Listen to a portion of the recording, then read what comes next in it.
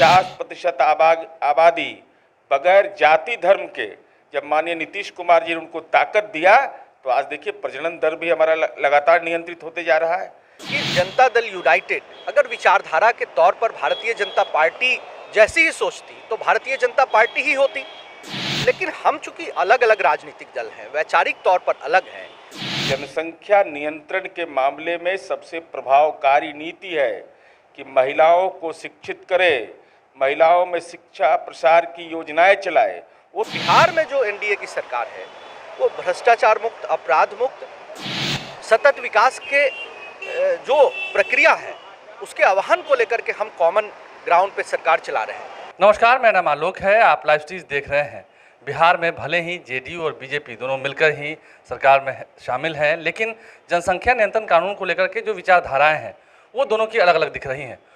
बिहार का पड़ोसी राज्य उत्तर प्रदेश, जहां पर जनसंख्या नियंत्रण कानून लाने की बात हो रही है, प्रस्ताव भी पारित किया गया है। नीतीश कुमार है, क्या लगता है?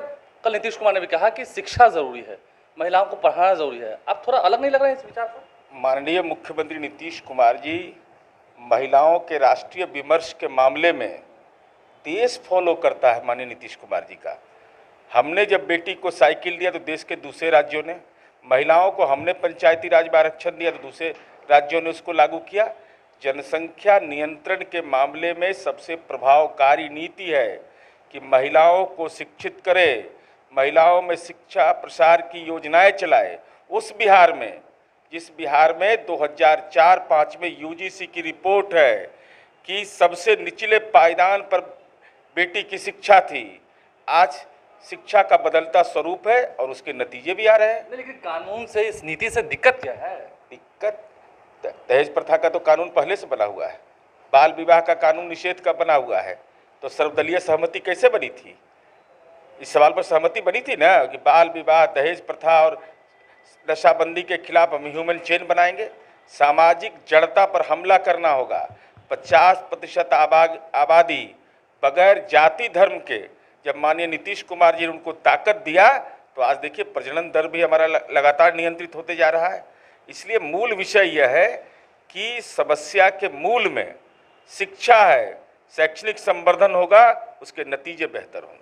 देखिए, नतीजे बेहतर हों, यही प्रयास बिहार सरकार कर रही है। मुख्यमंत्री नीतीश कुमार ने कल यही कहा, और आज जेडीयू के मुख्य प्रवक्ता नीरज कुमार ने क्या कुछ कहा, हमने आपको सुना है। इसके बाद जरा सुनिए बीजेपी के नेता निखिल आनंद क्या कह रहे हैं। नहीं चाहिए, निखिल आनंद है, बीजेपी के नेता है। क्या लगता है, तैयारियां तो की गई उत्तर प्रदेश में, अभी बिहार को लेकर भी क्या ऐसा संदर्भ है? देखिए, उत्तर प्रदेश में हमारे वहाँ के माननीय मुख्यमंत्री श्री योगी आदित्यनाथ जी ने जो पॉलिसी इनिशिएशन किया है, जनसंख्या नियंत्रण को लेकर के जो कानूनी प्रक्रिया अपनाने जा रहे हैं, उसका हम समर्थन करते हैं।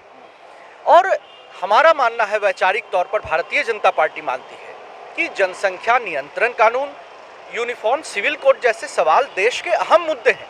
इन पर बिल्कुल ही एक कॉमन पॉलिसी इनिशिएशन होना चाहिए, राष्ट्रव्यापी होना चाहिए। लेकिन बिहार के मुख्यमंत्री नीतीश कुमार, जो आपके अलायंस पार्टनर भी हैं, वो तो कह रहे हैं कि अच्छी पढ़ाई से, अच्छी शिक्षा से इस कानून को ऑटोमेटिक लागू कराया जा सकता है, लाने की जरूरत क्या है? देखिए, ये एक बात बताइए कि जनता दल यूनाइटेड अगर विचारधारा के तौर पर भारतीय जनता पार्टी जैसी ही सोचती तो भारतीय जनता पार्टी ही होती, लेकिन हम चूंकि अलग अलग राजनीतिक दल हैं, वैचारिक तौर पर अलग हैं, हमारी सोच अलग हो सकती है।